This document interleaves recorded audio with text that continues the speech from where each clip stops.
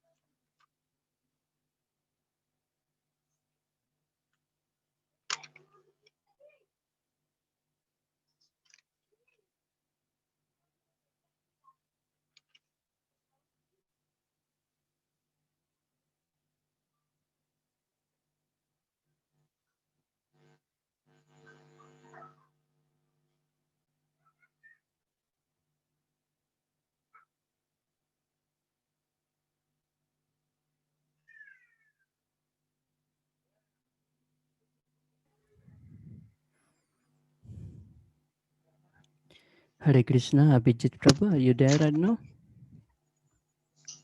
Yes, Prabhu, I'm here, but I'm not able to find the language settings. Not able to find.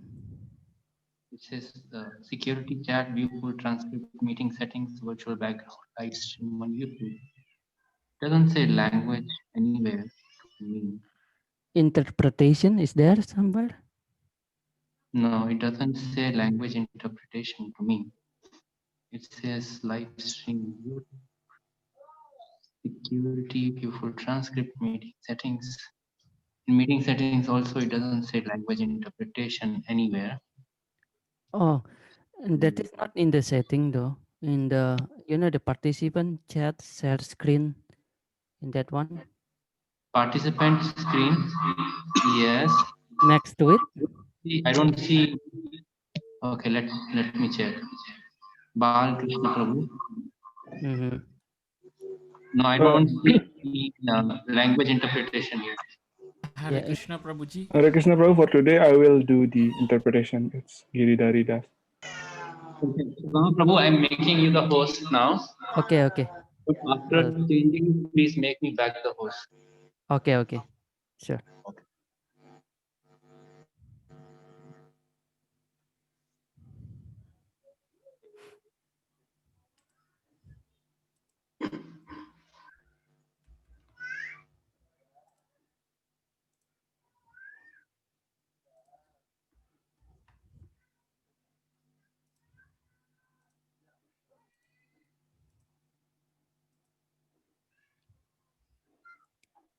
Ready, Prabhuji?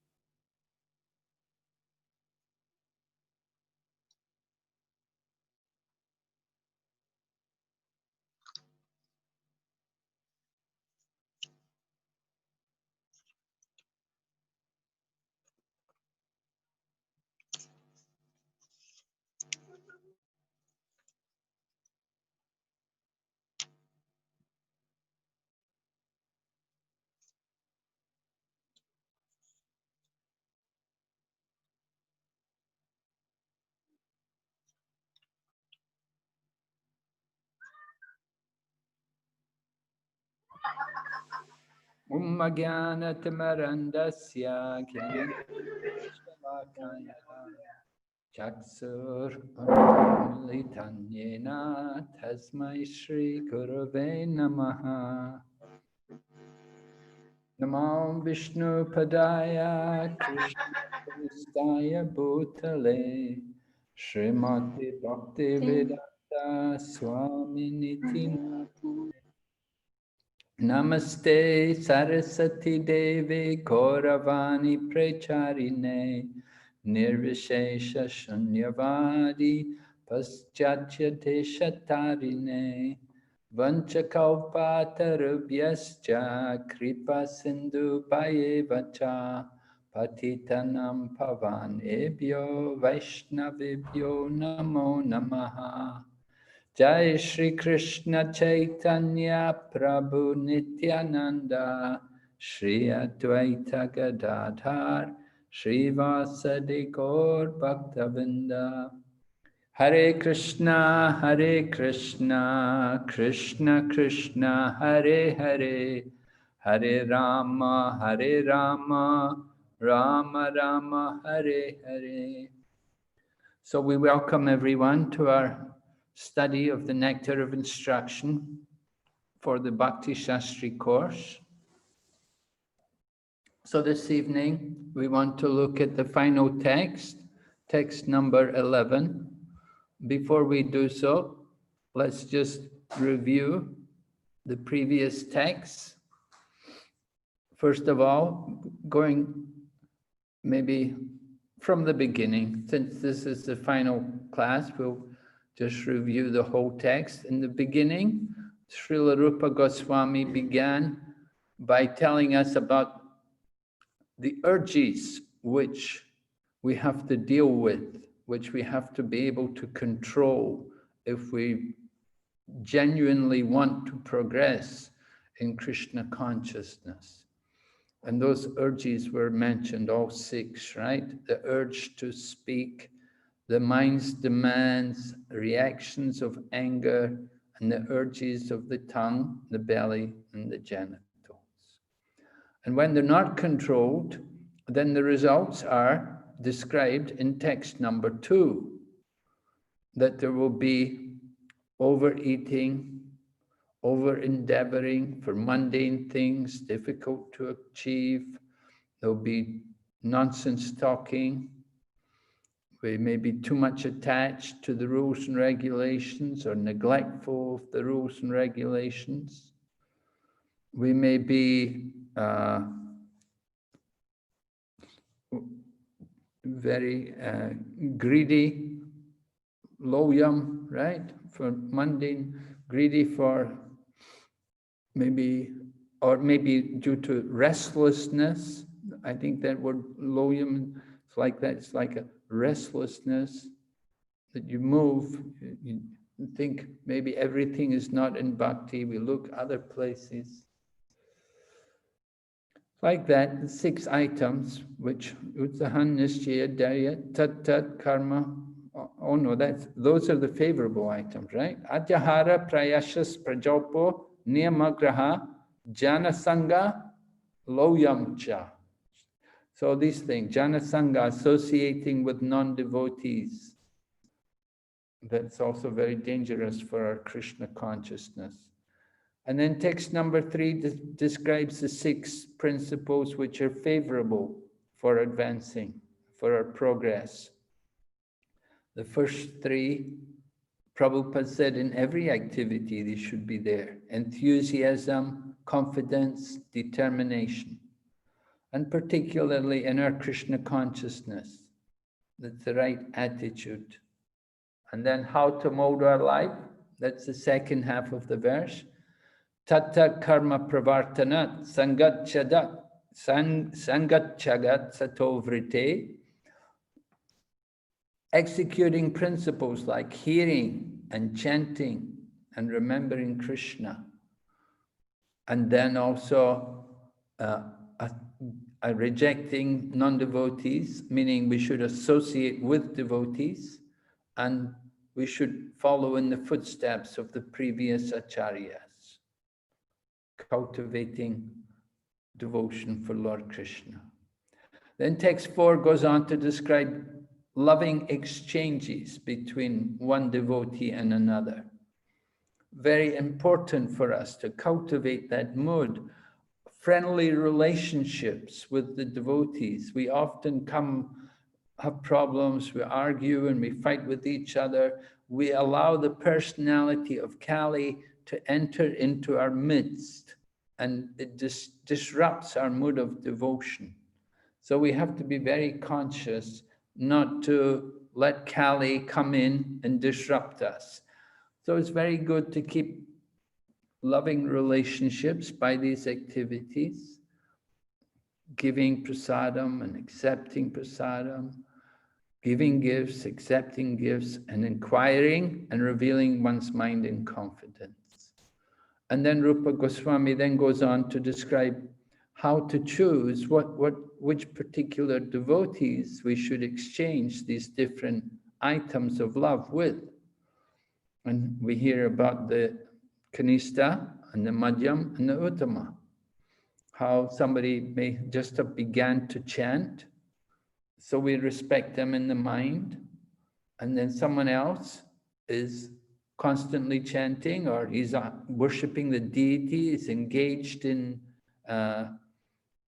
devotional service, maybe also doing preaching work. He's undergone spiritual initiation, so we offer obeisances to him, and we associate with and faithfully serve the devotee who is advanced in undeviating devotional service and is devoid of the propensity to criticize others. And then Rupa Goswami, next verse, describes that we should not be deterred by a devotee's external features. We have to see the internal character of a devotee.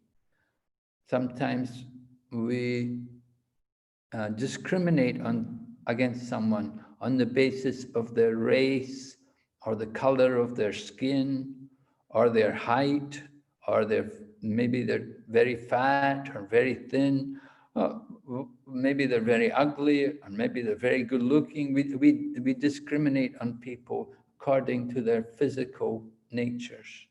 So we have to transcend these things and see within, see the actual spiritual nature of a person.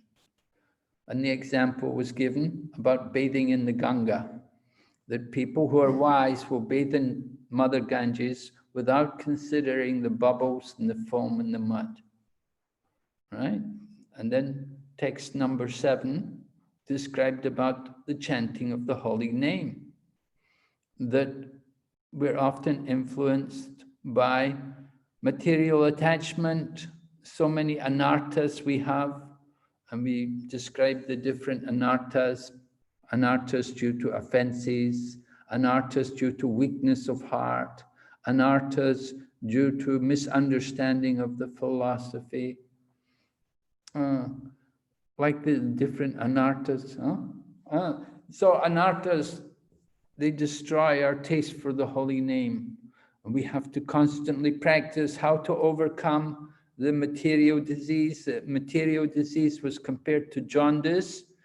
And Srila Prabhupada writes, because in Prabhupada's time, they didn't have medicines like what they have now. Nowadays, people tell me there is a medicine for jaundice, but in Prabhupada's time, the one medicine was there, sugar cane, sugar candy, sugar cane juice. That was, and they said the same way there's only one cure for the disease of materialism, and that is the chanting of the holy name. Chanting the holy names of Lord Krishna can take away our taste for material sense gratification and give us the ecstasy of spiritual life. So the chanting of the holy name was recommended. Then we went on to text number 8, and we heard about making spiritual advancement. If one has actually progressed in their spiritual practice, then he may be qualified to take the mood of Vrindavan, enter into the mood of Vrindavan, maybe even to physically go there and to absorb himself 24 hours a day in simply chanting the holy name and remembering and discussing and describing the qualities, pastimes, form, and activities of the Supreme Lord Sri Krishna. That was text number 8. He was talking about Upadesha Saram, the essence of all advice, to absorb oneself 24 hours a day in nicely hearing and chanting and remembering Krishna. Then text number 9 was describing the hierarchy of different holy places.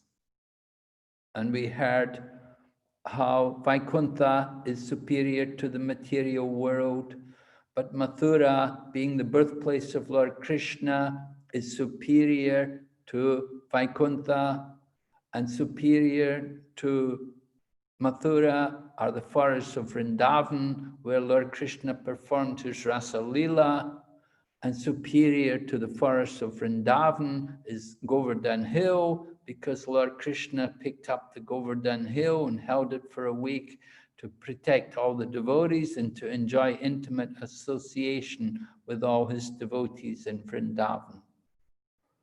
And then, superior to Govardhan is Radhakund, which is the place where Lord Krishna and Srimati Radharani could enjoy intimacy and confidentiality in their dealings, in their exchange, in the loving exchange. Because less people, less devotees were there at Radhakund. So that was the hierarchy of places. Then text 10 went on to describe the hierarchy among the devotees. And we heard, first of all, about fruitive workers, or simply karmis. Now, some karmis are vikarmis. They don't follow any regulative principles, and they're just simply interested in sense gratification. And they're sinful. But then you've got other people who are karmis, who are a little pious, and they follow according to the Vedas, and they do sacrifices, and their motive, they're thinking about going to the heavenly planets or enjoying a higher form of life here in this world.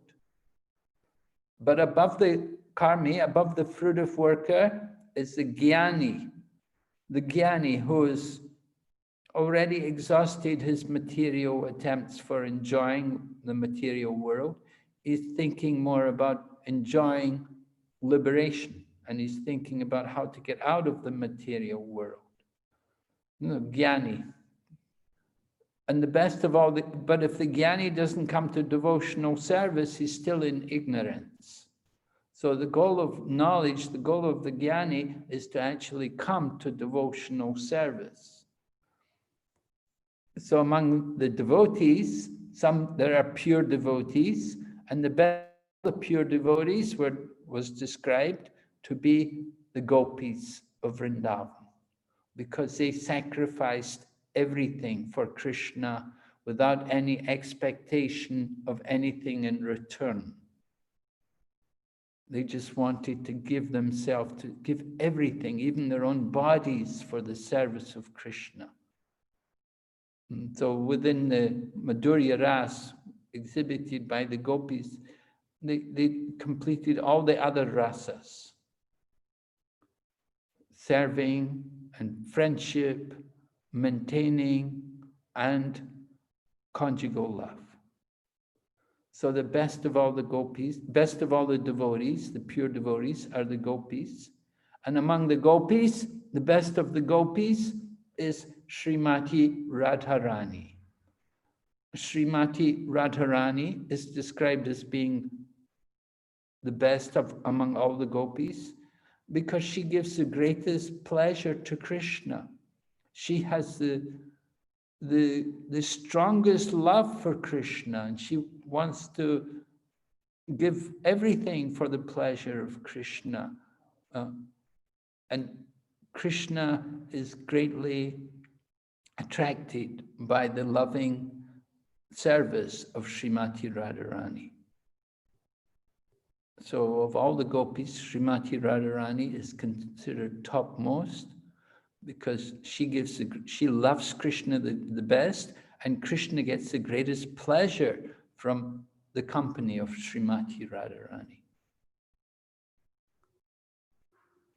And then, non-different from Srimati Radharani is Radhakund. So in this way, the hierarchy of the devotees was described in text number 10.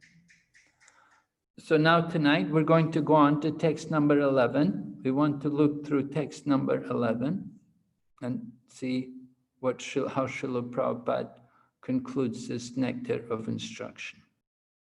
So I'm going to switch to screen sharing.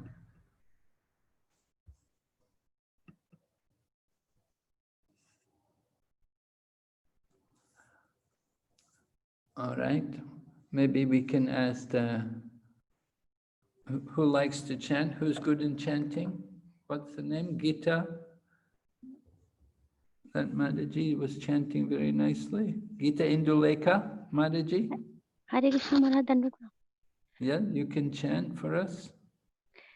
कृष्णस्य उच्चे प्रणयवस्ति प्रेयसी भयोऽपि राधा कुण्डं चास्य मुनिर्भिरभितस्त्रादृगे व्यधै यत्प्रेष्टयप्यलमसुलभं किं पुनर्भक्तिभाजां तत्प्रेमेदं सकृदपि सरसनातुराविष्करोति.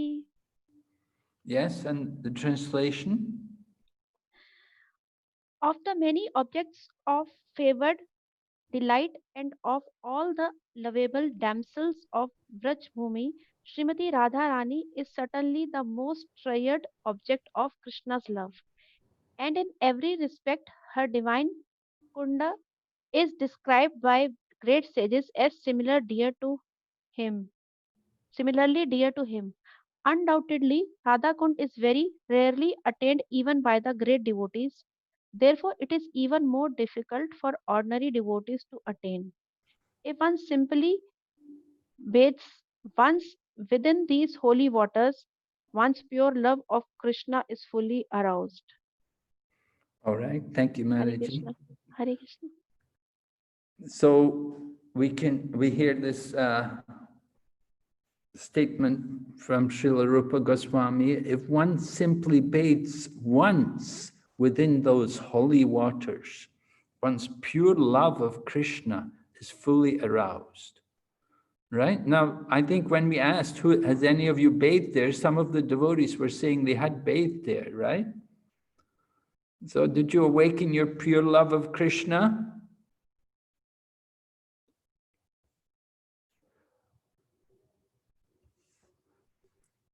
Of course, we also read that from the Nectar of Devotion, we read the quote where it was described that in some cases it may happen and it may not that it has to happen in every case.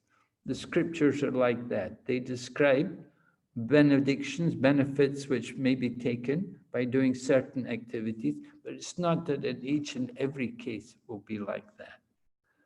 And we discussed also how there's a particular mode which one has to have to bathe there and enter into the holy waters. And the more we enter into that mode, then the more we will get the benefit. And we quoted also Giriraj Swami Maharaj. Maybe you remember, he was saying that if we really want to get the benefit, then we have to follow all the instructions which are given in the first 10 verses of this nectar of instruction, beginning from the beginning. Now, sometimes people get this book and they get the idea, oh, let's go to Radhakund, and they have no qualification. So they go there, and if they bathe in Radhakund, they don't get the real benefit because they have not purified themselves. They have not conquered even the urges which are mentioned in the very beginning. So from the very beginning, one has to practice carefully, follow all the instructions as they are given here in this Upadeshamrita. Very important. So can we ask someone to please read for us?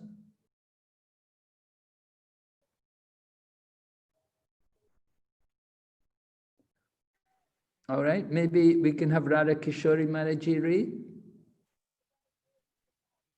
Hare Krishna Guru Maharaj, Dhanvat Pranam. Why is Radha Kund so exalted?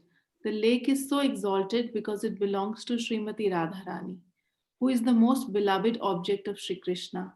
Amongst all the gopis, she is the most beloved. Similarly, her lake, Sri Radha Kund, is also described by great sages as the lake that is as dear to Krishna as Radha herself. Indeed, Krishna's love for Radha Kund and Srimati Radharani is the same in all respects. Radha Kund is very rarely attained, even by the great personalities fully engaged in devotional service, not to speak of ordinary devotees who are only engaged in the practice of Vedi Bhakti. Thank you, Maharaji. Yes, so Srila Prabhupada is writing very gravely, warning us that he says, Radhakund is very rarely attained even by great personalities who are fully engaged in devotional service. And of course, who are we? We're the ordinary devotees who are only doing the Vaidhi Bhakti. But Prabhupada said even these great personalities who are beyond Vaidhi Bhakti, who are maybe must be doing Raga Bhakti, Raganuga Bhakti, but even they are not able to fully attain and get the full benefit of this Radha Kund. This Radha Kund is not different from Srimati Radharani. So Radha Kund and Srimati Radharani is the same in all respects. Now, just like if we were to meet Srimati Radharani personally, directly, now how we would feel, she's the topmost personality, the personality who Krishna loves so much that she can capture the mind of Lord Krishna. And we should have the same mood with Radha Kund, understanding Radha Kund not to be different from Srimati Radharani. So we must have the greatest respect and reverence in approaching Radha Kund. So very important for us to understand how to relate to holy places. And of all the holy places, this Radha Kund is considered the most purified, the topmost of all holy places. of all tirthas, of all dhams. It is the highest place. So we have to have the greatest respect and give it the greatest care and know how to properly enter into this mode of understanding the position of Radha Kund. Someone else like to go on and read more? Maybe Shilpa Maraji, would you like to read? Hare Krishna, Guru Maharaj. Yes, go ahead. It is stated that a devotee will at once develop pure love of Krishna in the wake of the gopis if he once takes a bath in Radha Kund. Srila Rupa Goswami recommends that even if one cannot live permanently on the banks of Radha Kund, he should at least take a bath in the lake as many times as possible. This is a most important item in the execution of devotional service. Srila Bhaktivinoda Thakur writes in this connection that Sri Radhakund is the most select place for those interested in advancing their devotional service in the wake of the lady friends, Sakhis, and confidential serving maids, Manjaris, of Srimati Radharani. Living entities who are eager to return home to the transcendental kingdom of God, Goloka Vrindavan, by means of attaining their spiritual bodies, Siddha Deha, should live at Radhakund, take shelter of the confidential serving maids of Sri Radha, and under their direction, engage constantly in her service. This is the most exalted method for those engaged in devotional service under the protection of Sri Chaitanya Mahaprabhu. In this connection, All right, maybe you can just stop there. Let's discuss what we've been reading here. All right, so a devotee can develop pure love for Krishna in the wake of the gopis, simply by bathing in Radha Kund. So is it such an easy thing that we can just simply take a bath in Radha Kund? Well, it's possible, but it's not going to happen for everyone at every time, on every occasion. But in some cases, it will certainly happen. One has to understand that it's not going to be there forever. It will depend a lot on the particular person and his qualification to receive that mercy. In the wake of the gopis, we said the gopis are the topmost devotees.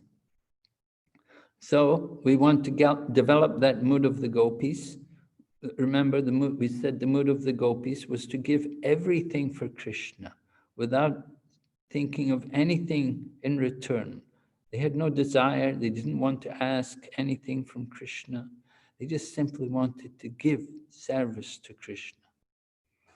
So we can develop that mood of the gopis, then that can help us to get more benefit from taking the bath in Radha Kund. So Rupa Goswami said, even best is if you can go and live there, go and live in Radha Kund. Some devotees live there. We know we have, for example, we have a temple there for ISKCON. There is the Samadhi of His Holiness Bhakti Swarup Damodar Goswami Maharaj. Because he was from Manipur. So the royal family in Manipur, they had given Bhakti Swarup Damodar Maharaj the 2 temples. They gave him one temple in Navadvip, and they also gave him one temple in Radha Kund. So when Swarup Damodar Maharaj departed from this world, his body was put in Samadhi there in Radha Kund at the temple. It's a very beautiful Samadhi. You can go there and you can offer your obeisances to the Samadhi of Bhakti Swarup Damodar Maharaj.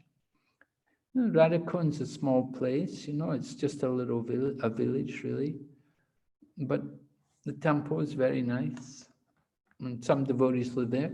And there's also a small ISKCON temple nearby. So you like to visit, then it's possible. You can go there, but it's not encouraged to stay there unless you have a particular service, unless you have some real service there. It's better to be around the major temple, like in Vrindavan, our Krishna Balaram temple. I told you, Prabhupada he worried about our devotees being there in Radhakund because so many unusual people are there, and you may be unfortunate, you may meet the wrong kind of people and fall into bad association. And they may look like devotees, but you don't know actually who they are. So you have to be very careful. So when we go to these kind of places like Radhakund, we always go in the association of devotees. We don't go alone. We need to go with a group of devotees. Don't try to visit these places on your own. Otherwise, you may have problems. You can get difficulties. So very important to be with a group of devotees. And if you're a group, then it's much easier. The leader of the group can take you around and introduce you to the different places and tell you what to watch out for. And he will be checking, helping to ensure the security, safety of the people in the group. So that's how you can go to these kind of places like Radhakund. But Prabhupada does mention here, this is the most important item in the execution of devotional service. So although Prabhupada was upset that the devotees had abused the privilege of bathing in Radhakund, that he does mention here, it's a most important item. And we do see that a number of senior devotees in our Krishna consciousness movement, they do sometimes go there and take bath at Radhakund. Some don't, but some do. I won't mention names. But anyway, therefore I say, before you go there and bathe, better is to check with your own spiritual master and inquire from him, is it permissible? Do you sanction me going there, taking bath there in Radhakund? So it's Srila Bhaktivinoda Thakur said, it's the most select place for those interested in advancing devotional service in the wake of the lady friends, namely the Sakis or gopis, and confidential serving maids, the manjaris. Manjaris meaning the young gopis who are very intimate in serving Radha and Krishna because they're young. So they're allowed to witness the confidential pastimes of Radha and Krishna. They don't get disturbed because they're young, in very young bodies. So we want to cultivate that mood of the gopis or the manjaris. Then the Radhakund is a very suitable place to advance that mood. Living entities who are eager to return home to the kingdom of God by means of attaining their spiritual bodies should live at Radhakund, right? So spiritual bodies, the Siddha Deha, I explained, I think, previous class. Siddha Deha means our spiritual form, the form which we have in the spiritual world. It may be a four-arm form if it's in Vaikuntha, and maybe two-arm form if it's in Goloka. We want to go to Goloka. Generally, people in Vrindavan, they're cultivating this Raga Bhakti, and their intention, they want to go into Goloka. I thought it would be a two-arm form, but Siddha Deha, it would depend on your particular rasa, what kind of body you take. Some people may become cow, some people may be tree, some people may be Krishna's flute, somebody's Krishna's parent, somebody's a friend, somebody's a gopi, different rasas. And so living at Radhakund can help us to cultivate this consciousness of going back to Goloka Vrindavan. But it's not only living in Radhakund, we have to take shelter of the confidential serving maids of Sri Radha, and under their direction, engage constantly in her service. So, taking shelter of the confidential serving maids of Sri Radha, we hear about some very advanced devotees who were doing this. This is like a very deep meditation which they're doing, because they're very deeply absorbed in remembering Krishna, and they can meditate on particular services, doing particular activities in the service of Sri Radha. Like somebody may be boiling the milk, cooking the milk down into cream, or to make milk sweets, just boiling the milk to make the ghee. So some people, some very advanced devotees, they meditate on doing these different things, or maybe they're helping to decorate Srimati Radharani, to put the jewelry on and make the flower garlands to give to Lord Krishna. And some devotees, they absorb their mind in these different kind of services, very confidential services. So a very high level of devotion.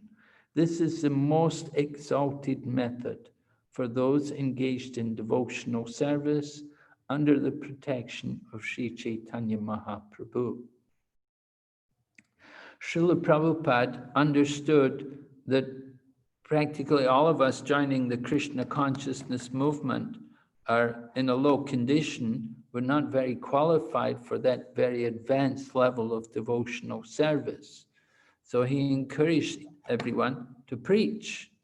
And I told yesterday also, we gave the quote how Bhakti Swarup Damodar Maharaj, he wanted to spend more time thinking of, meditating on his Swarup, but Prabhupada told him, you preach to the scientists that life doesn't come from life, that life comes from life and not from matter, and Krishna will give you your Swarup. Krishna will reveal your Swarup by that preaching. So Prabhupada always encouraged us in the preaching activities, and we see this in Srila Prabhupada also in his own life. That while he wrote about these things, he himself was always busy in preaching and passing on the knowledge of Krishna consciousness. And this was the instruction of Lord Chaitanya Mahaprabhu also. Chaitanya Mahaprabhu said, Yari deki tari kaho Krishna upadesh, amara gaya guruhana tara desh. Wherever you go, whoever you meet, tell the people about Krishna. So this is the best way to make advancement in the present times, right? So we'll go on. Someone like to read the rest of this purport here? In this connection. Yes. Yes, Swarup. Yes. Swarup In this connection, Srila Bhakti Siddhanta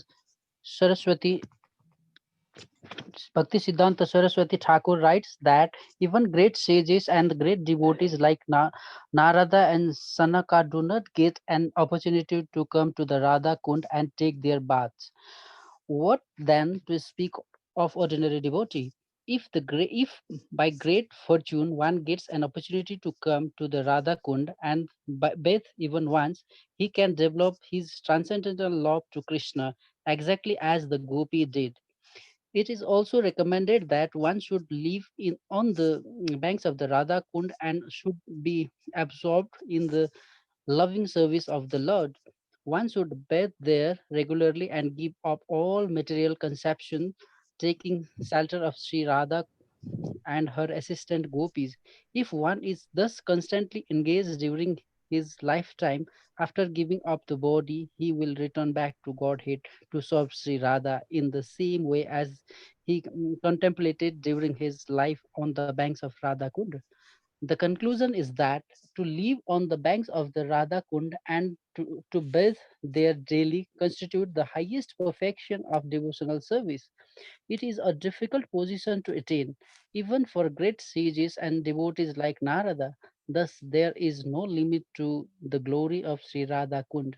By serving Radha Kund, one can get an opportunity to become an assistant of Srimati Radharani under the eternal guidance of the gopis.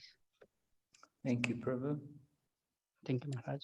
So this is Srila Bhakti Siddhanta Saraswati Thakur telling us that even great devotees like Narada and Sanaka, from the four Kumaras, that they do not get the opportunity to come to Radhakund to take their bath.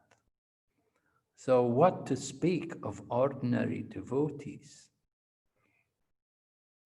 So if by great fortune, certainly we have to understand how fortunate, how rare, and how we're really blessed to get this opportunity to go there to Radhakund and bathe even once, then he can develop love just like the gopis did.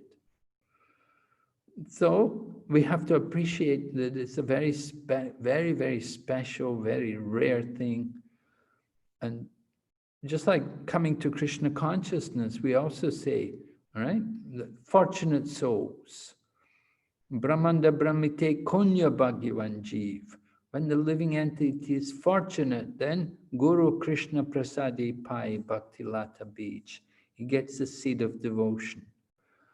So that's good fortune to contact the spiritual master and get the seed of devotion.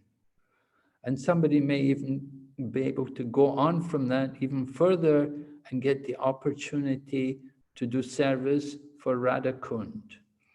Now I was explaining how some devotees, they do service for Radhakund. They go and clean the banks of Radhakund. And some people do parikrama around Radhakund. So it's not just going in and bathing. There are other ways also to serve Radhakund. And certainly we can also get a lot of purification by doing that kind of service. So living on the banks of Radhakund, one should be absorbed in the service of the Lord. Now, if we live on Radhakund and we're just thinking about, oh, my prasadam, oh, my bodily condition, oh, I'm finding it very cold in the night here. And Radhakund's water also has become cold. It's not so enjoyable as it was in the summer. We're in the bodily concept of life. So that is not the mood to take bath in Radhakund. We have to be in the mood of giving service to the Lord. And one should bathe there. Give up all material conceptions. That's very difficult. We're conditioned souls, and we do have a lot of material conceptions. The cold weather and the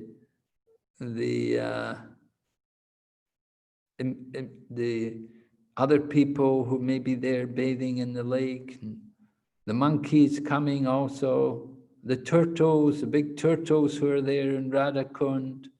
There's so many different things which may disturb our mind. We have to take shelter of Srimati Radharani and her assistant gopis. So giving up the body, if we can, Prabhupada writes, he's quoting Srila Bhakti Siddhanta Saraswati here, if one can reside there at Radhakund throughout his life, then he can easily go back to Godhead and serve Srimati Radharani in the same way. No, people do go there, they're not always able to reside there very long. They may have the good intention in the beginning, but after some time their material conceptions come up, and therefore they think about leaving and going other places. So the glories of Radha Kund described here, that even great devotees like Narada, they cannot get that opportunity. So it's very, very special. Therefore, if we do get the opportunity, we should be very careful to do it with the greatest respect and the greatest reverence. All right? So we've covered these points, and we did talk about Srila Prabhupada's mood, about bathing and residing in Radha Kund. Certainly, Prabhupada would like us to get the benefit of that, but we must do it with the greatest respect and not make any offenses. Otherwise, Prabhupada said, you're kicking Radharani in the face. You're just kicking her. Very offensive. All right, so that's the conclusion of our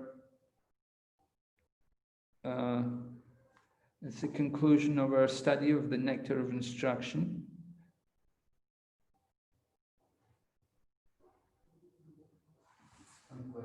Are there any questions? Radha Kishori Maharaji has a question. Maharaj.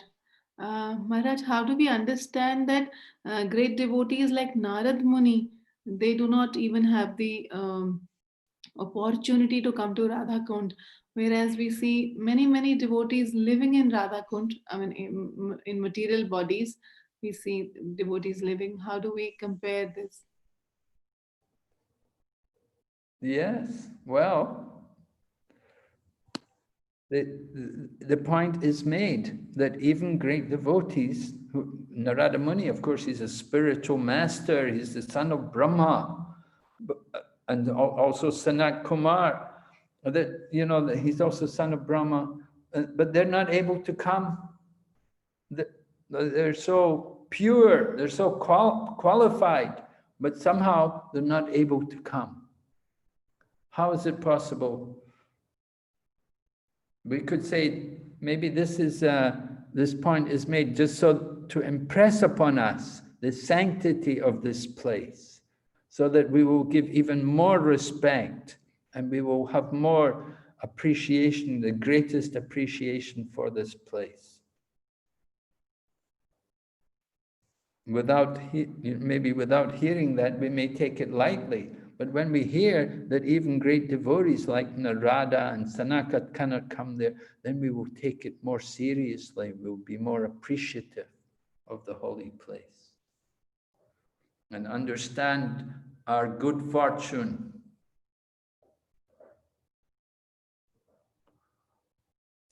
That's why we're being told like that, to help us, to impress upon us that we're so fortunate. We're just ordinary devotees, but somehow we've got, by the mercy of Srila Prabhupada and the Krishna consciousness movement, we've got this very special opportunity that we could go to Radha Kund and we can do some service there and we can get so much spiritual blessings. Yes, Maharaj. Thank you, Maharaj.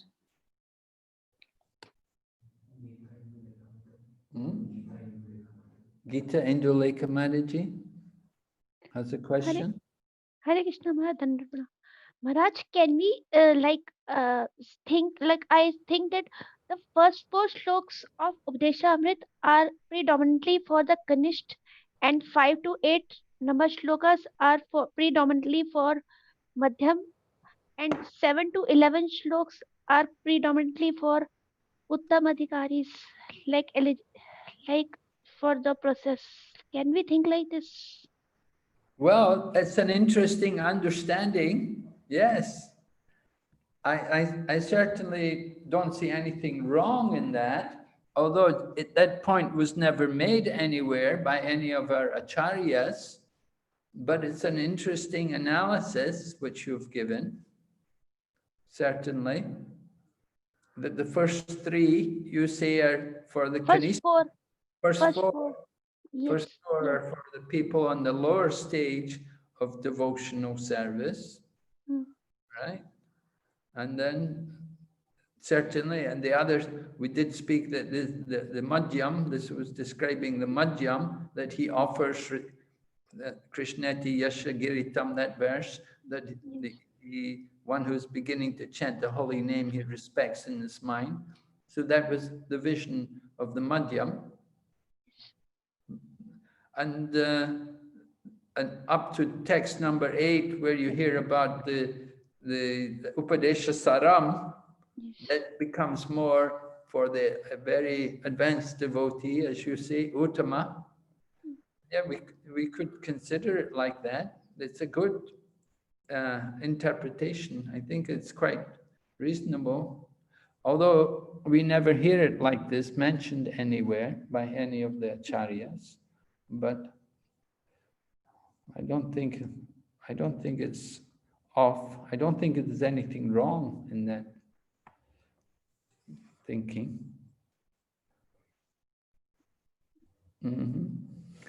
Yes. Hmm? Thank you, Maharaj. Swarup Krishna Prabhu? Dandavats Maharaj. Maharaj, from the purport and the translation, one understands that mm, one's pure love of Krishna is fully aroused. The concept of fully aroused is equivalent to being an assistant of Srimati Radharani under the eternal guidance of the gopis. One has only learned this, but one has not understood and one has not realized. Number two is, my second question is, now we do not stay, or we have hardly a chance to go to Radha Kunda, but maybe we have visited once or twice. We can remember to a certain extent. Will remembering Radha Kunda in our minds serving Radha Kunda can lead us to this attainment of uh, full arousal of pure love? Yes, I would say that remembering Radha Kund can also help you to arouse pure love for Krishna and service in the mood of the gopis. I think remembering, because devotional service can be performed both with the body and with the mind. You know, in the Nectar of Devotion is a famous example of the man who didn't have any paraphernalia to worship the Lord, but he worshipped the Lord in his mind. And then one day he was cooking sweet rice and he burned his finger in meditation. So on the basis of that example, I think if you're remembering Radha Kund, you'll get the results of the person who's actually living there. You can achieve the same destination as somebody else who's living there. If we have the right consciousness, if we're thinking very respectfully about the Radha Kund and the holy place, then it's very nice. Yes. And you, as you say, we're learning this. We haven't realized it, right? But the first step is learning, and the realization will come as we go on hearing, as we go on serving. We will get more and more realization. Krishna will reveal to us.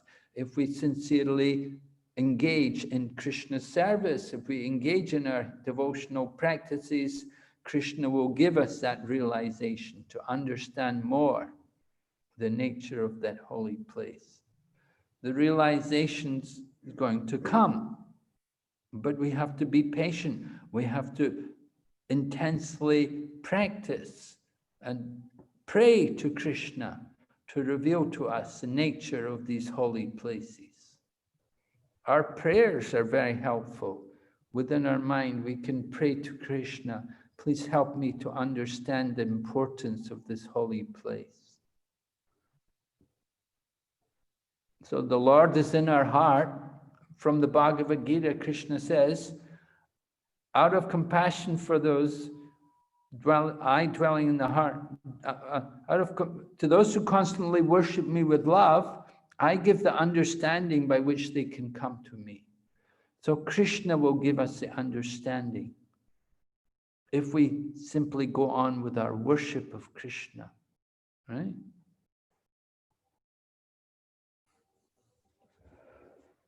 Dhanwas Maharaj. So that Krishna knows our heart. He knows our desire. And if we genuinely desire to understand and realize more the glories of a holy place, then Krishna can reveal to us. And he can, if he doesn't reveal it himself in our heart, he will arrange for some pure devotee to come along to enlighten us by his realizations, because the association of some great soul can also help us to understand more the glories of a holy place. That's why I say when we go to a holy place, we don't want to go alone. You want to go with, it's better to go with a group and to hear the glories of these different places described and explained by residents of the Dham, by people who are particularly qualified to explain these things. Right? Dhanwas Maharaj. Hare Krishna.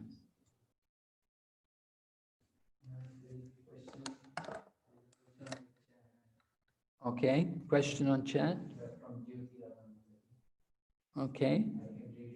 Please, Jyoti Radha Mataji has a question. Hare Krishna Maharaj. As I'm aware that my Guru Maharaj, His Holiness Gopal Krishna Goswami Ji Maharaj, he doesn't prefer to take bath in Radha Kund. So how do we understand that? How do we seek permission for ourselves? I mean, we should follow his footsteps, or we should be asking him for the permission that we should take the bath in Radha Kund or no? How do we understand that, Maharaj? So Maharaj has told you he doesn't like you to take bath there. We should accept that. But huh? Maharaj himself doesn't take bath there. But has he said, well, you can understand if he doesn't take bath there, you can understand he probably doesn't like his devotees, his disciples taking bath there either. So what to do? What I explained to you, there are other ways to serve Radha Kund. That you can do parikrama, and you can mentally take bath there.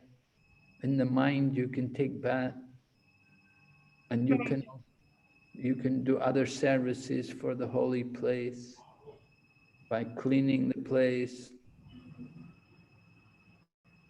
Okay, understood. Understood, Maharaj. Thank you so much. Hare Krishna. The order of the spiritual master is quite important. It's certainly very important. We give a lot of importance. We have faith in the order of the spiritual master. So Maharaj doesn't like to he doesn't personally take bath there. So the indication is that he's not very eager to see his own disciples also take bath there, because he must have also heard Prabhupada say that nobody should take bath there. So from now, because he heard about people misbehaving there, so Prabhupada had taken away, he told, no, from now on, devotees should not take bath there. So Gopal Krishna Maharaj must have heard that from Prabhupada, so he's taking that instruction from Srila Prabhupada, and he's keeping Prabhupada's mood. Right? Right, Maharaj. Because Gopal Krishna Maharaj, he was personally with Prabhupada in Vrindavan in those days at that time. So he must have heard that instruction from Prabhupada.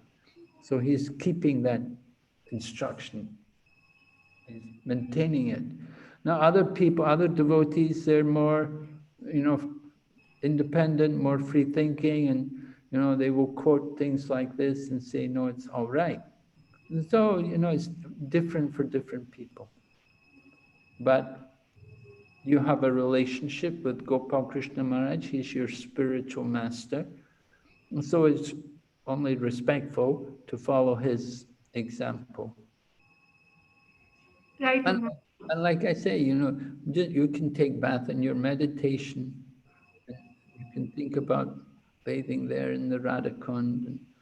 You can parikram there, do your do dandabat parikrams around Radhakund. So many ways you can find to do service there. You can go there and distribute prasadam to the pilgrims there. Do some seva for the Damvasis. Things like that. And this way you get the same benefit as taking bath there. Yes, Maharaj. Thank you for the question. Thank you, Maharaj. Ananta Vijay Prabhu?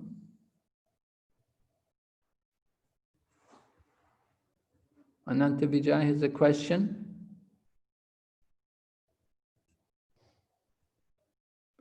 Nobody talking. Yes, Maharaj. I'm sorry. Yes. Dandawat Pranam Maharaj. I have one question. So we heard that Radhakund is the highest place, and the holiest place in this in whole world, on in whole universe. That Radharani also was take birth in Yawat, or her lilas were in Barsanas also. Why there is no mention about Barsana is the place of Radharani? Because Krishna is not going there very often to Varsana, right? Radharani's place, but the point you have to understand, we're talking about where the rasa is the greatest. The rasa, the loving exchange between Radha and Krishna is the greatest, the most intense at Radhakund, not at Varsana. We don't hear about Krishna going to Varsana. Oh, we do. We know when Srimati Radharani was born, her eyes were closed.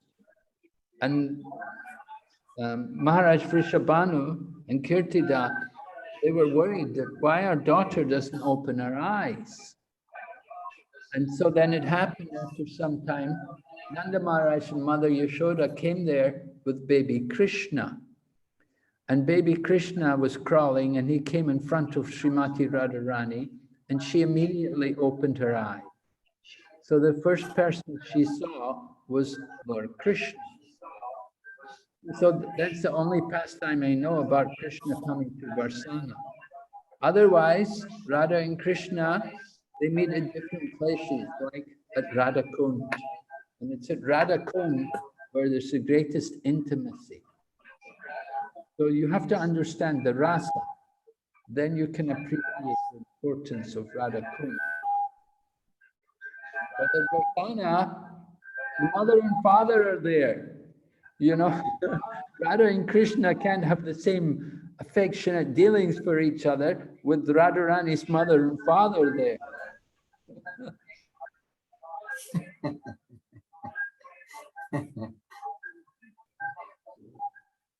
And so that's why Varsana is not there.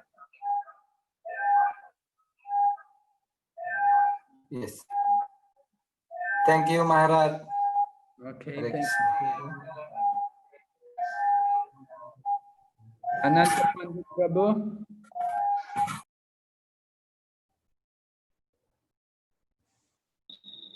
Ananta Pandit Prabhu has a question. Yes, Maharaj, Danawat Pranam. Ya, dari pertama saya ingin menyampaikan pertanyaan dari pengalaman ketika berkunjung ke Radhakund beberapa kali. Saya melihat beberapa brahmana ingin mengajak kita melakukan ritual-ritual dan juga mengatakan dengan mengikuti ritual kita mendapatkan cinta kasih yang murni kepada love of dari Radha dan Krishna di sana, dan seakan-akan kita juga dipaksa untuk di sana gitu. sikap apa yang harus kita lakukan, Maharaj. Kadang-kadang ketika kita ingin pergi, kita seakan-akan mereka ingin mengutuk kita. Beberapa kali mereka melakukan seperti itu. Nah, yang kedua adalah di sini Prabhupada menyatakan dalam penjelasannya bahwa cinta kasih Sri Krishna terhadap Radha Kunda atau danau milik Srimati Radharani adalah semesra cinta kasih Radha dan Krishna. Bagaimana kita dapat mengerti ya apa namanya mesranya cinta kasih terhadap Radha dan Krishna ini, mungkin bisa menguraikan sedikit.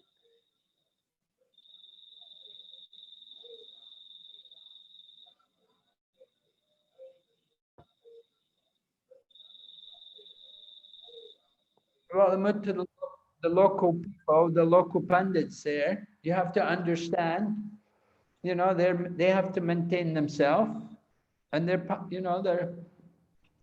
pious people. So they have to get some money somewhere. So the pilgrims come and they look to them to give some donations. And so Bhaktisiddhanta Saraswati, he actually told his disciples that when they come to holy place, they have to give some donations to the beggars, that was. He said the beggars, even you give some small donation to them. And similarly, the pundits, the brahmanas there in the holy place, you know, you have to understand they have to maintain these temples and they need some contributions, just like we have our temple and people are there looking for donations also. And so we have to understand their nature. Sometimes they're very aggressive and pushy. If you don't give them, they get really upset. Oh, what can be done? Anyway, you try to give something. If you have something, you give some small donation just to pacify them, to keep them happy. Try to do something. If you're a group of people, they expect like that, you know, they expect you, they try to get you to do something. And so you try to contribute something for them. It's it makes life a bit easier. If you don't give them, then you know they can make your life really tough. They can give you a lot of trouble. So that's why I say when you go there, be careful. Better to go with a group where you have some leaders, people who are very familiar and who know these people. Then they know how to deal with them. But if we go there, we're strangers, we haven't been there much, and we don't know these people, they don't know us, they come to us looking for money, we don't know what to do. But if somebody's there who's familiar, who lives in Vrindavan, and who often comes to Radhakund, then they can guide us, and they can tell us what's expected. There are some temples where this is a big problem. If you go like to Shakshi Gopal, it's quite notorious. They say Shakshi Gopal temple, the pundits there are really very heavy, very ruthless.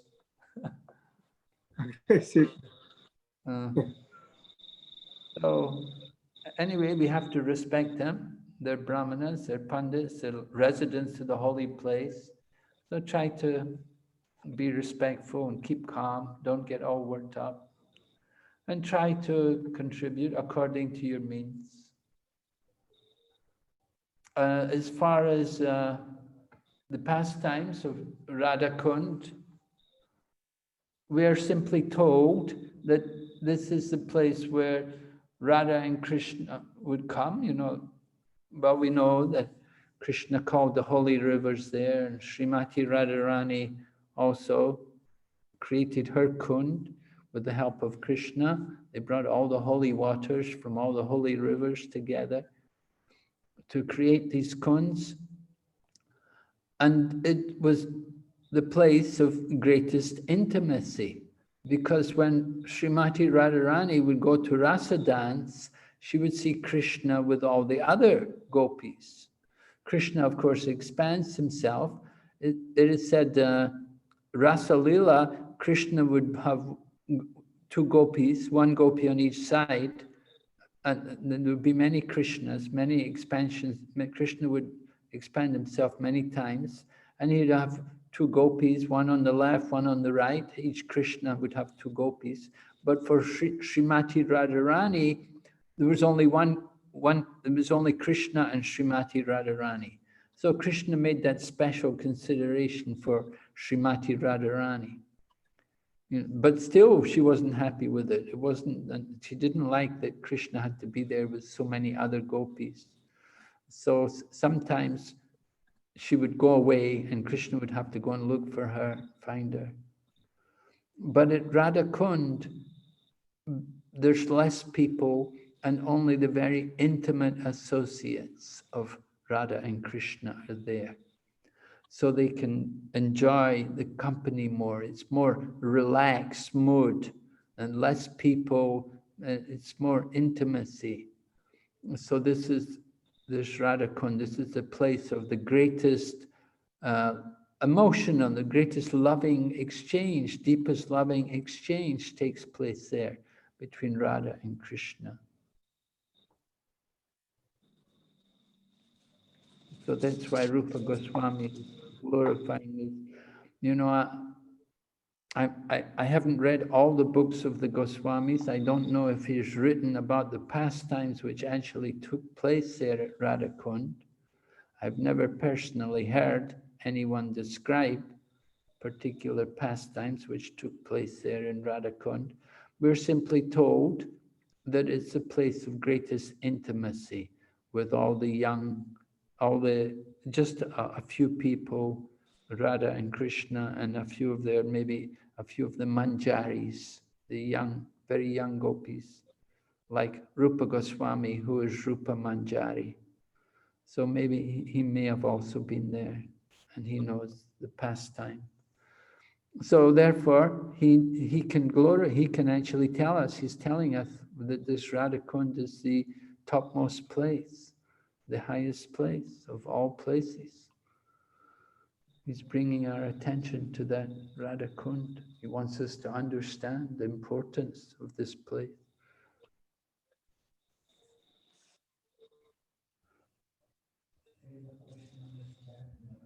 Yes, another question on chat?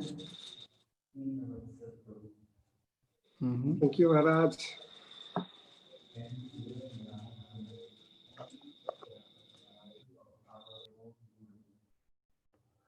Can we live in Radha Kund to serve the samadhi of our guru?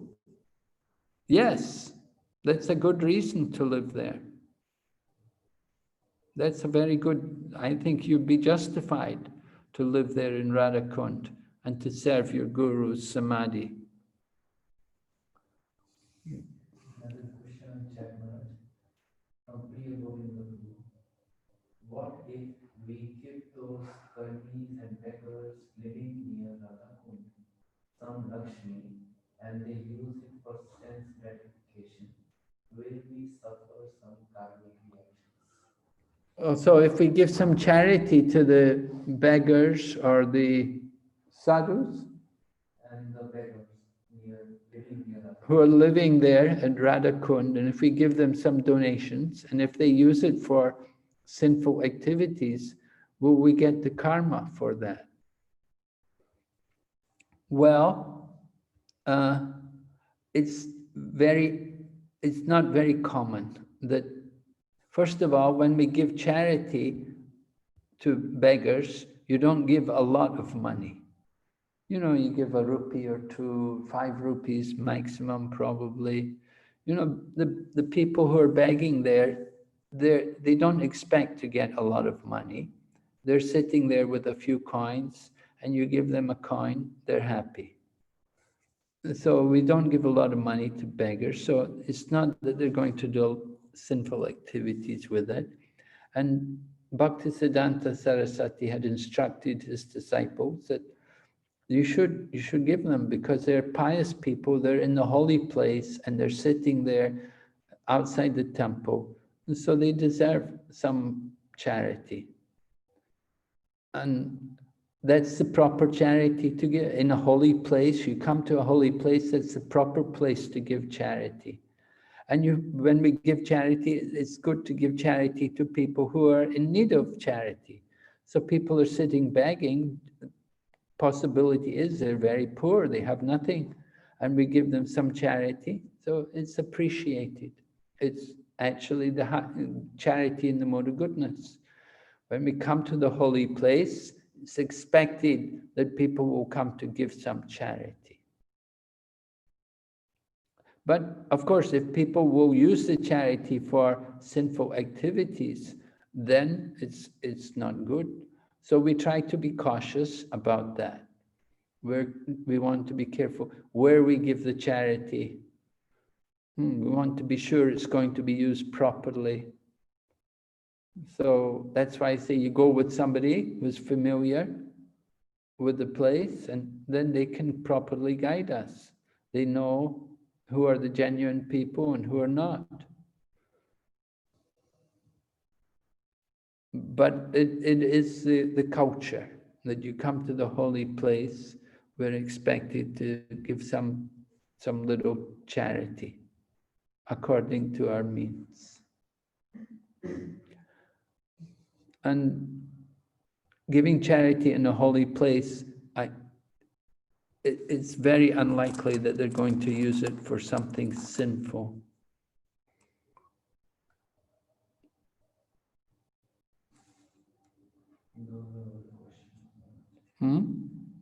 No more. All right.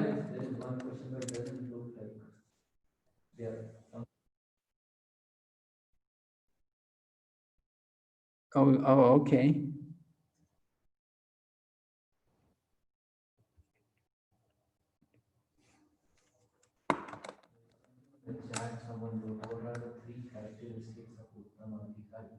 Oh, that's a question. I think that's a question. That's a serious question. I'm not sure if they are. Sarthi Arjun Prabhu has posted this. What are the three characteristics of Uttama Bhikkhari? But I don't know why they are asking. This is, I think, serious question. It should be in the book.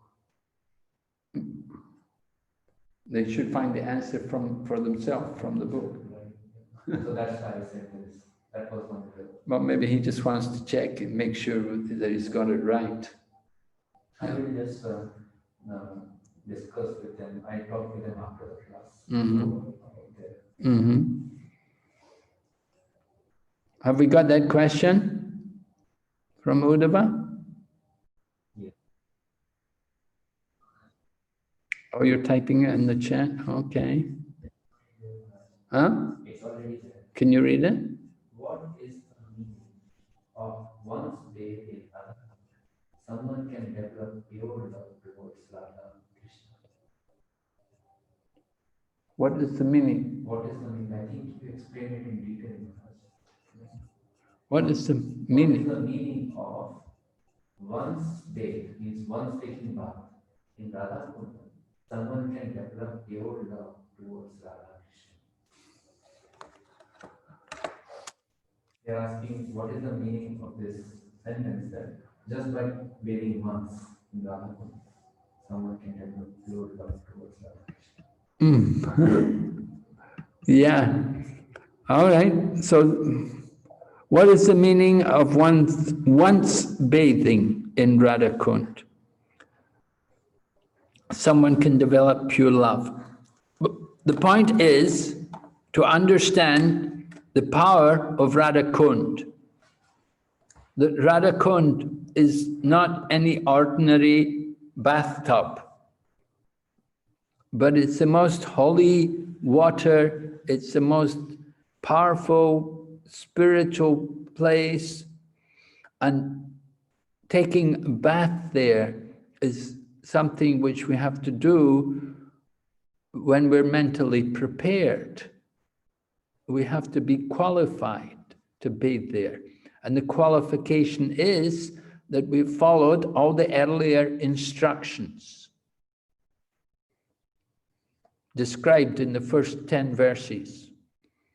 When we have controlled the urges and we've faithfully given up the bad habits and cultivated the good habits and loving exchange, respecting devotees, chanted the holy name, developed a taste for the holy name, and we've understood the hierarchy of the holy places, and we've understood the hierarchy of the devotees and how Srimati Radharani is the topmost personality and how her Kund is none different from her, then we can bathe there in Radha Kund.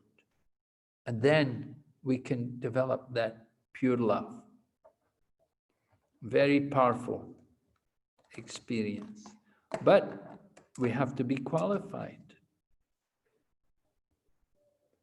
We want pure love of Krishna. You have to really want it. You have to be really intensely desiring that. You have to have a very strong greed for that. Not something that, oh, I want love of Krishna today, and then tomorrow you want something else. No, it has to be genuine greed to get love of Krishna. Then Krishna may, or Srimati Radharani may reciprocate, may give us that opportunity. We have to be very, very sincere. That's the main point, our sincerity.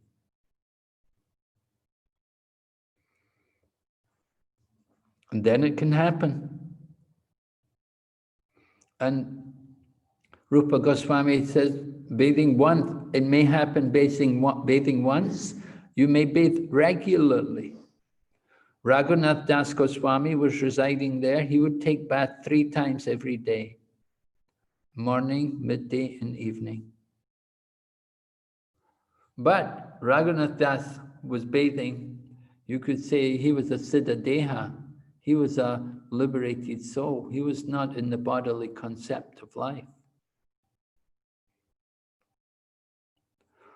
And he resided there in Radhakund until his old age. People could hardly understand how he could live. He hardly ate.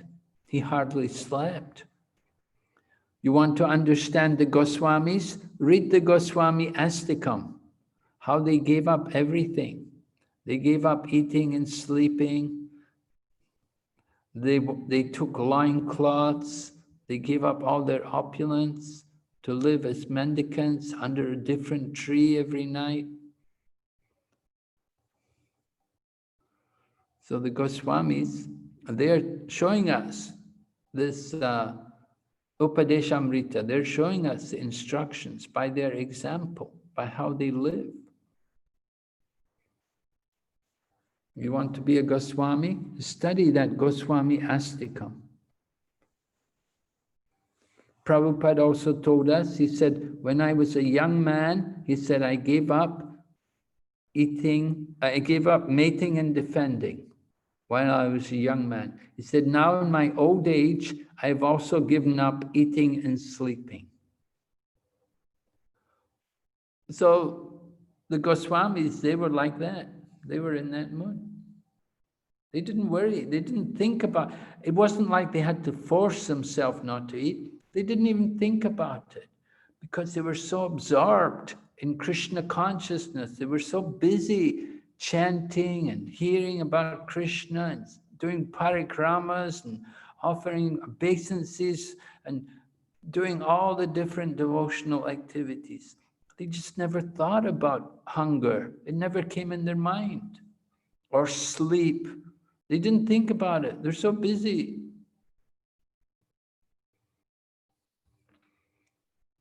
And that was like their daily affair. Wasn't, we may be like that one day when there's a big festival coming or something. We have a lot to do and we really make efforts. But then we collapse after it. But the Goswamis, they were like this every day.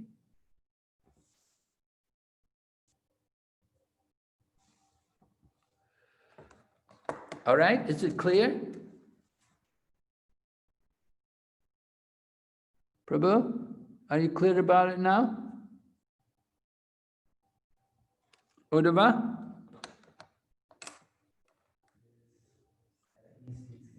Yes, Maharaj.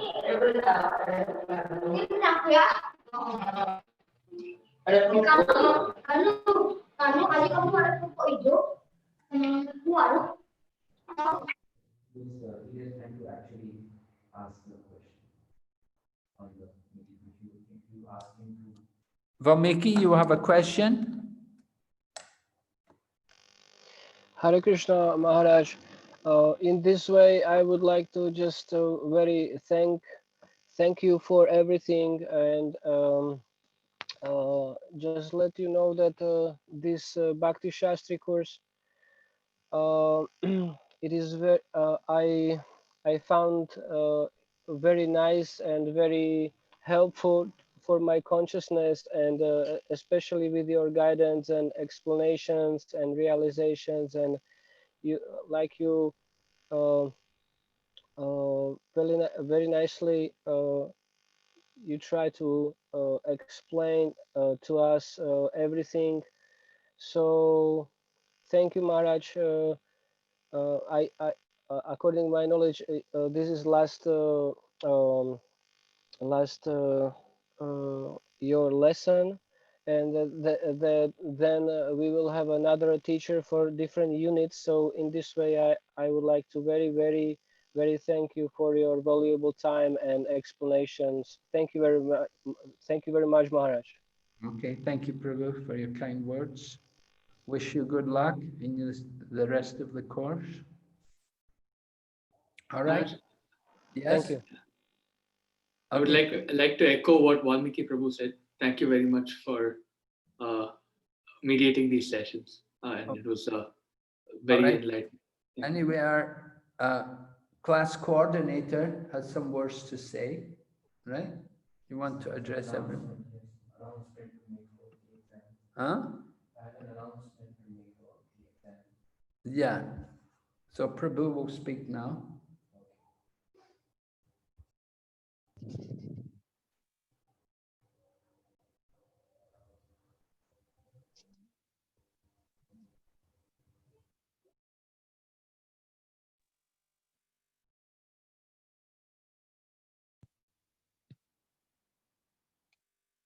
Just give a minute. Abhijit is coming. Hare Krishna, everyone. So first of all, I want to express my heartfelt gratitude to Maharaj for teaching lecture of instruction to all of us.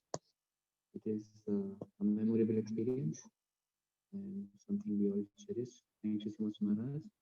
Hare Krishna, Krishna Krishna, Hare Hare, Hare Rama, Hare Rama, Rama Rama, Rama Hare Hare. So Maharaj, also on the chat, many students are expressing their gratitude. On the chat also, all the students are. Your voice is not very clear. Prabhu, your voice is not very clear. Little more audible, please. Hare Krishna. Is my voice better now? Yes. Thank you. Let me answer.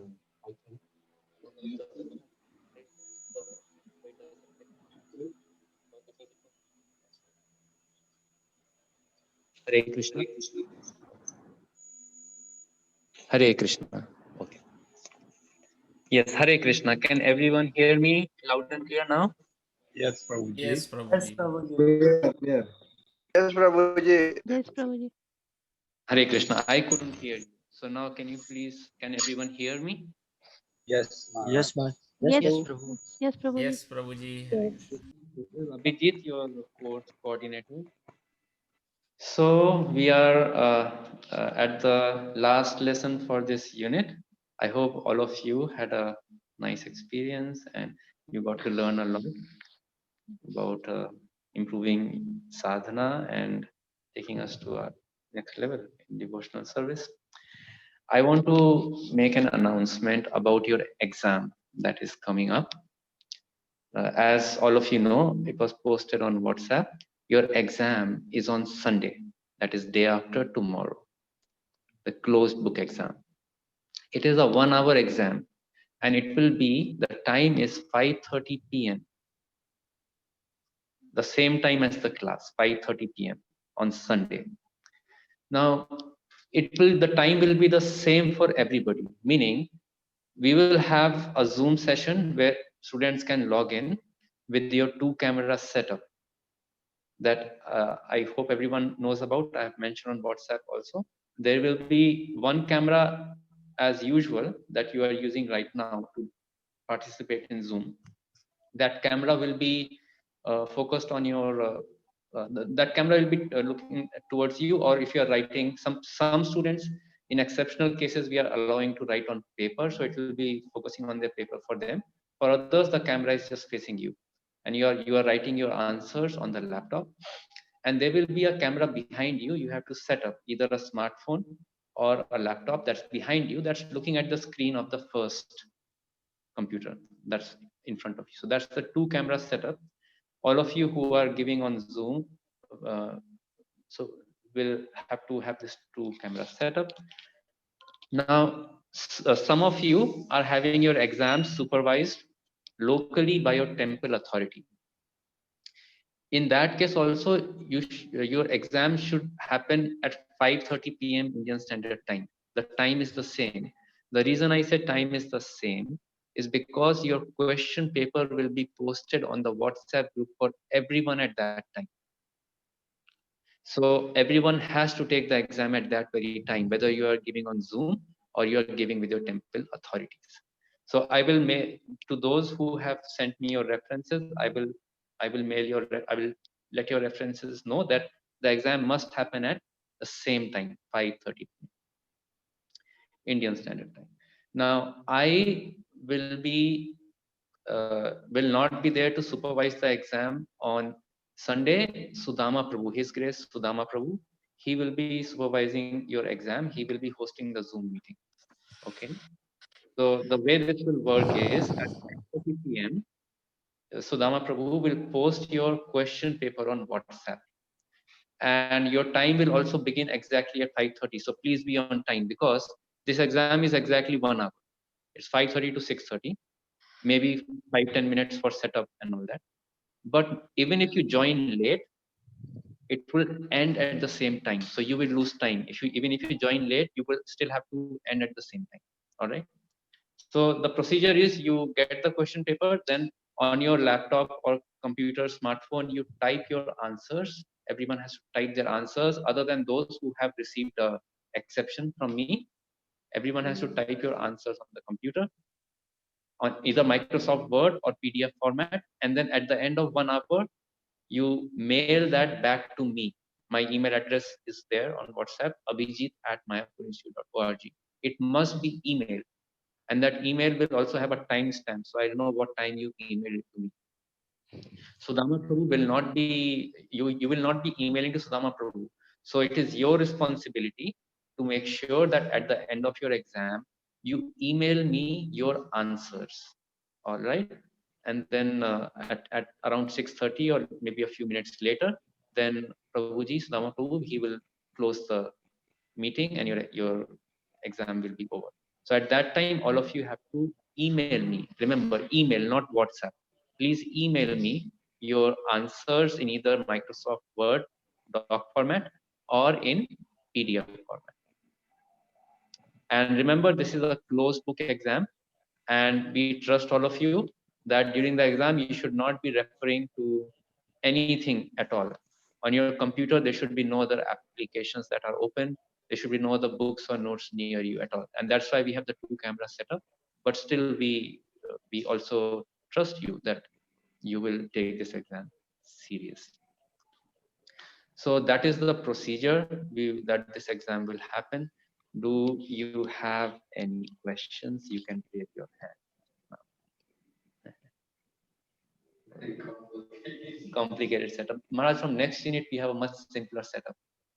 But this unit, we are having this thing. From next unit, it will be much simpler. Yes, we have developed a system. We have developed a system by which the exam will automatically appear and they can time it and it will. Why can't you do it for this one? It's too late. We need some, by the time we had already set all this thing up, so it's now too little notice.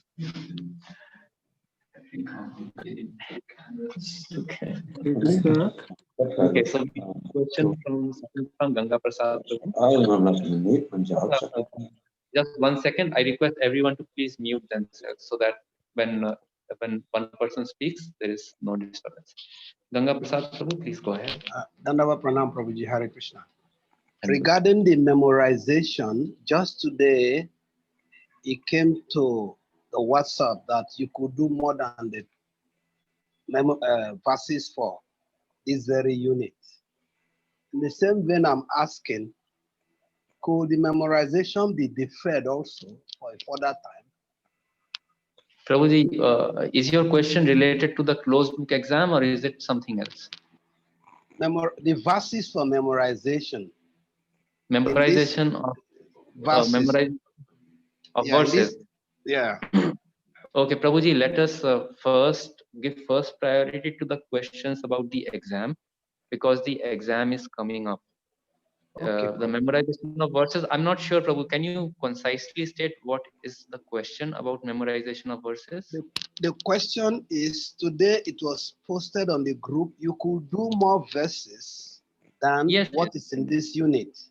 Yes. So my question is, could this unit verses be also recited in the future? That's the question.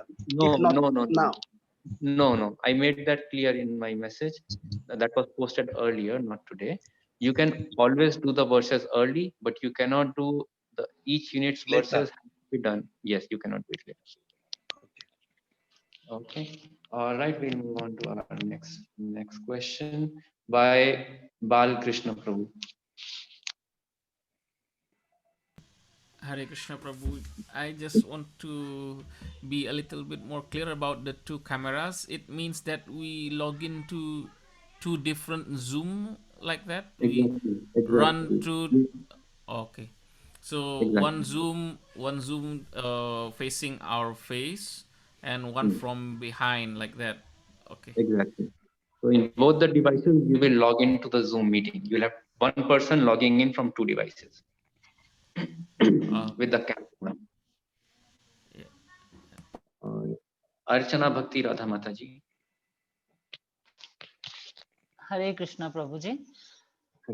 Prabhuji, I wanted to ask you that do we have to take a special permission, because I'm not very easy or very quick in typing on the keyboard.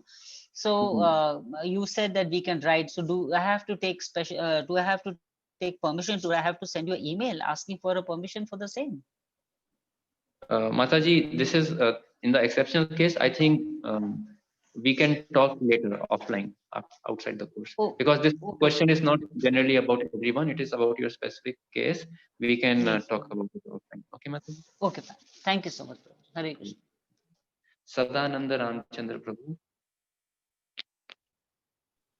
My question I can go in the end. It's not related to CBA. Prabhuji, I want to emphasize something, that when the course coordinator decides who will speak when, and any one student cannot decide, that's not the way we are running the course. So when we give you an opportunity to present your question, Prabhuji, you can present your question now. So because you had mentioned you want to give priority to people who want to ask questions about CBA, I thought I'll ask my question at the end because it's not related to CBA. It's not related to the CBA? Yeah, that's what I was mentioning. Okay, fine. We'll take That's that. That's why I said you can give priority. All right, but you didn't mention that. You should say it's not related to the CBA. I think it didn't come across, so I had mentioned it in the beginning. Probably it got cut off. Sorry. Okay, no problem. Ananta Pandit Prabhu.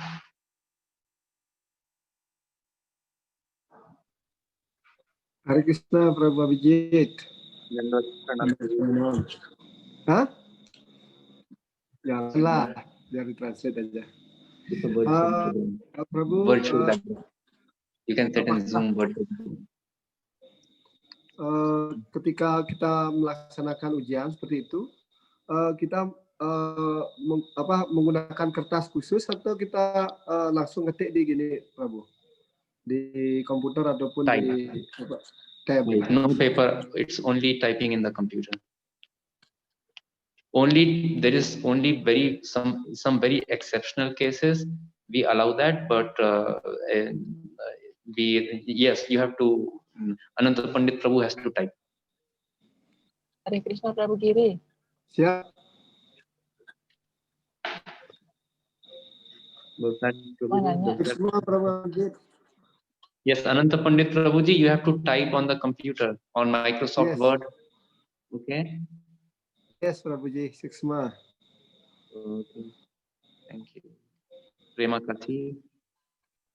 Jyoti Radha Mataji. Hare Krishna Prabhuji.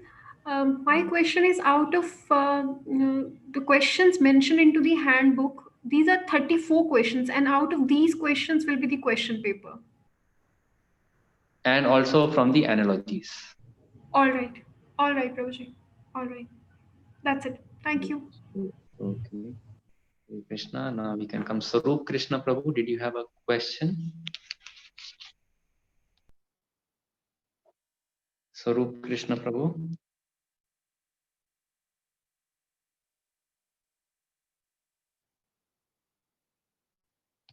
Sarup Krishna Prabhu, we don't hear from you, so we'll move on to Sadananda Ramchandra Prabhu. I think Jyoti Radha Mataji is also having her hand up. I'm not sure. Prabhuji, again. No, I mean, I know you told me that, but that is something. Okay, fine. I'll just go ahead.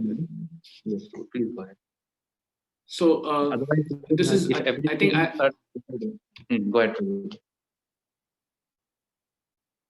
This is something I had already asked earlier in the at the start of the sessions.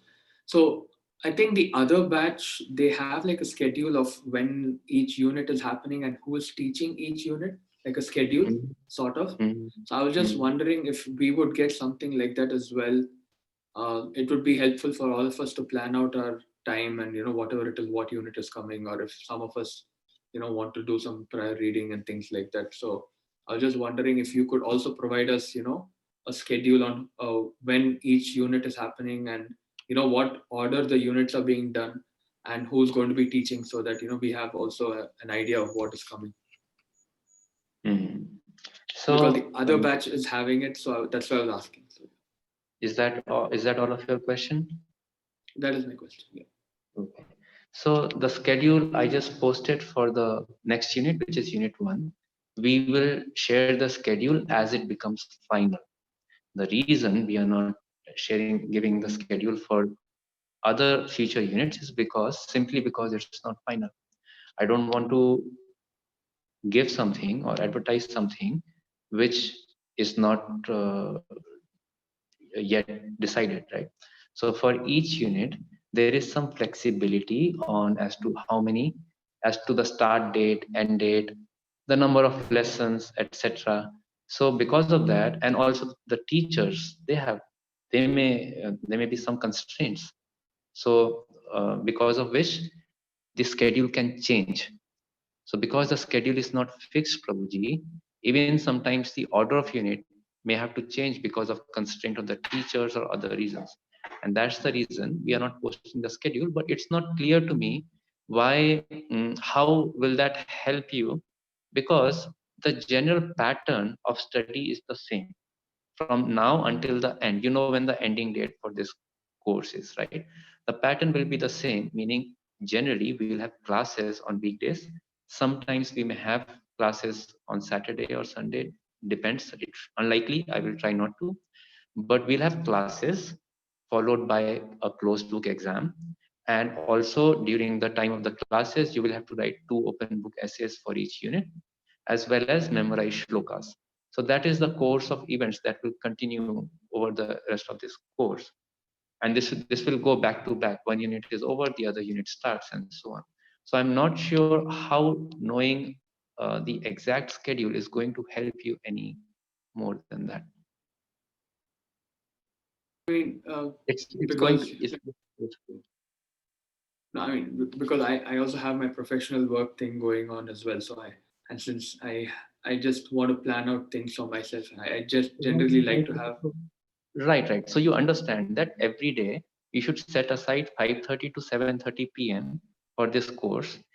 Definitely on the weekdays, but also on the weekends, because sometimes on the weekends we may certainly have exams on the weekend, and sometimes we may also need to have classes. So you need to set aside that time on every day until, especially on the weekdays, until the end of this course. So that should help you plan. And in terms of workload, you understand that almost every 2 weeks you have 2 essays that are due, and almost like every 2 or 3 weeks there will be a closed book exam. So that is the, it's the same pattern that follows one unit after another. So that should be enough to help you plan your workload, Prabhuji. It's going to be it's the same pattern, the same schedule in terms of classes, exams is going to continue until the end of the course. And you know the ending date of the course, right? And further, as each unit becomes final, we will share with you the schedule just as I have shared with you for the next unit. And if you look at it, it looks very similar to this unit. There are classes Monday through Friday. They will be, again, every week you have to write an essay. At the end of the course, there will be a closed book exam. Not today. I cannot, even the closed book exam for the next unit, I cannot give you the exact date today, because we leave some flexibility. The teacher may need 1 or 2 extra classes, or something could happen. We may need some makeup classes. So we need to have that flexibility. We cannot give a fixed schedule as to this date will be the exam no matter what happens. That's not how things happen. Okay, No, Prabhuji. so I understand your point. I was just trying to see if like a tentative schedule you had in mind. So the thing is, I think you already mentioned that you don't Right. even know if the units are going to be in what order. Right. If I say, I know unit 1 is happening. If I say, oh, next one is unit 2, it may so happen that the teachers may have some constraint and we may have to do unit 4 first and then unit 2. So Yes. it's not that the schedule is there and I'm not sharing with you. It's just that even if I share with you, I don't want to be in a position where we need this flexibility and then you say you have already advertised that second unit should be following the first unit and therefore you cannot do it. So I don't want to have that kind of conversation with anyone. We want to make it Yes, very clear that the schedule is completely flexible at this point. In terms of planning your workload, you have enough information, Prabhuji, as to how much, what times, and how much the work will be involved. Yes, bro. So, I mean, just to make it clear, I was just asking it since I had a friend from another batch. And the only thing is, like, the thing is, we hadn't had this conversation. I think it's good that now we are at least talking about it and you're at least making it clear, because earlier it was a little vague as to, why we're not getting the schedule and things like that. At least now we know as to why it's the case. So I think that was important from both sides to be clear on, why it's there or why it's not there or sort of thing. So, and things can be different between different batches. So just because something is happening in another batch doesn't necessarily mean that another batch will have the same thing going on. Okay. Thank you. All right. Thank you very much, Prabhuji. Adi Raj Prabhu, you have a question? Hare Krishna Prabhu. Thank you for answering all our questions and for having patience. It's just a gentle reminder about those who want to take the closed book exam and the institute. Is just a gentle reminder.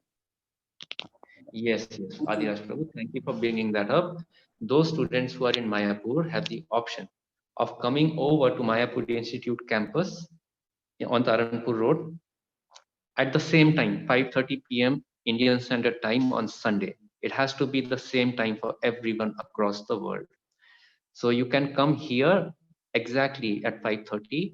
Your exam will begin and it will last exactly 1 hour. Here, you can either write it on your own laptop if you bring it with you, or we will give you paper. You can write it on paper and we take physically that paper. We take your answers in paper. So we allow so that Thank you, information Prabhu. yes. All right. बोल दिया प्रभु जी तो चक्कर में मार class करना है कुत्ता मंदिर तो One needs to mute themselves. Who is that? Okay. All right. So, any further questions you can still ask? tanya kan nggak ada komputer kan di sana di Prabu Sudan juga bilang sudah Magoma juga bilang pakai kertas kan Prabuji. Hare Krishna, untuk diskusi yang di Indonesia yang nanti sampaikan di grup ya. Haribo. Ya kan? Kan di anunya kan di oke. Iya. Oke. What was the question? Was it answered by Sudama Prabhu? Okay. Now I see one more. Prabhuji? I see one question on the chat by Roshan Pradhan. Prabhu, he is asking, can I use my phone to write my exam? Yes, Prabhu. You can use your phone to write your exam, but it must be written in Microsoft Word format or PDF format. And Prabhuji, are you writing it with your reference or are you writing it on Zoom? I'm writing it on Zoom, Prabhuji. Then you will need another camera behind you, Prabhu. So that camera faces the screen of the smartphone. Okay. Okay. Camera Definitely. another smartphone or laptop behind you, which you can log into Zoom, and that Zoom will face your smartphone on which you are writing the exam. Okay, definitely. Okay. So we are having this two camera setup for this exam. From next year onwards, we have a new way of setting up the exam. So well, we may still need the two camera setup for that as well. But in any case, we have to investigate what are the possibilities for that. But let's see, are there any new questions? I do not see any new questions. Is that right? Prabhu, I think for the other setup that you have, I think I probably know what it is. The devotees can just share the screen probably, and then you can see what is going on the screen if they're typing it out on the software or the website. Prabhuji, I got disconnected. I'm sorry. I apologize. I got disconnected. Can you please say that again? No, I think I'm sort of aware of what the other solution for the exam is. Probably devotees will need to share their screen for that exam instead of having two cameras, so you can see what is going on their screen. No, actually, I don't think that they shared the screen, but it's some software which can detect if you have any other application running. So it's not that they share the screen, but rather there's something that can detect if something else is running, and it will ask you to close all applications, all the other applications on your screen. So in that case, we may not actually need a second camera. But I don't want to, I want to first clear out everything, and I'll announce at the right time about what the procedure is. Okay. All right. So I hope everyone is well prepared, fully memorized all the closed book answers and analogies, and I'm expecting 100% score for everyone. Is that right? Yes, Prabhu. Kijai. Yes, Prabhu. Thank you, Prabhuji. Thank you for your Hare blessing. Krishna. Thank you, Prabhu. Hare Krishna. So yes, I would. Thank you so much.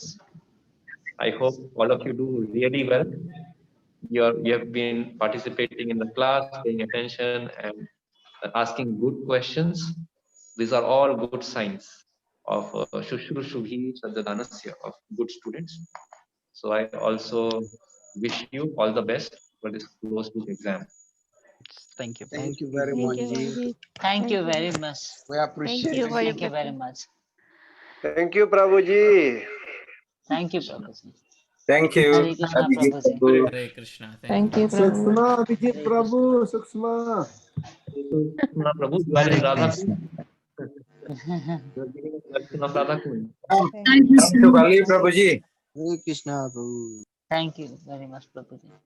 Thank you so much, वाञ्छकल्पतरुभ्यश्च कृपा सिन्धुभ्यैव च पतितनां पावनेभ्यो वैष्णवेभ्यो नमो नमः हरे कृष्ण हरे Krishna Krishna Maharani Mataji, we just asked that we must read the question on WhatsApp on our phones and write the answer on our laptop. Is that correct? Yes, Mataji, you can do that. You can read the questions on WhatsApp. Remember, WhatsApp is also available on laptop. It's called WhatsApp Web. So you can also install WhatsApp on your laptop. But if you want to read it with a smartphone, that is fine as well, Mataji. Maharani Mataji, I was answering your question. Did that answer your question? Yes, Prabhuji. Thank you very much, Prabhuji. Thank you. Hare Krishna. Sure. Thank you, Krishna. If there is something that comes up tomorrow, you can post on WhatsApp. I can answer on WhatsApp if there is anything new that comes up tomorrow. And yes, let's get your first exam, first CBA. So you can take the next 2 days. Be well prepared. All the best. Yeah, Prabhu. Hare Krishna. Thank you. I'm ending the meeting. Yeah. Mancha kalpatarubhyascha